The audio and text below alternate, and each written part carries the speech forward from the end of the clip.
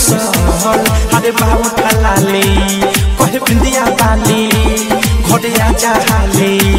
तोहरा से रुसल अरे बाबू ठलाले जाके तू बसल बारो बहरे जवानी राजा पलंगे पकहरे आगी के जाई से लहरे जवानी राजा पलंगे पकहरे कहे बिंदिया बाली घरे आजा हाले तोहरा से रुसल अरे बाबू ठलाले जाके तू बसल बारो बहरे जवानी राजा पलंगे पकहरे आगी के जाई से लहरे जवानी राजा पलंगे पकहरे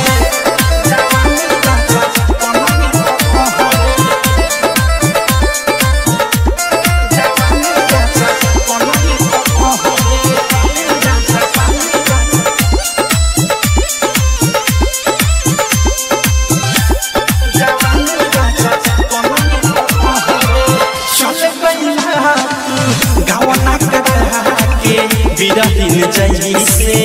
रोग धरा के घर पकड़ा जा धन कमा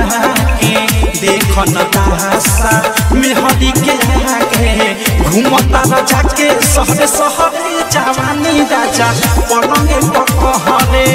आगी के जैसे लहरे जवानी राजा पलंगे पकहरे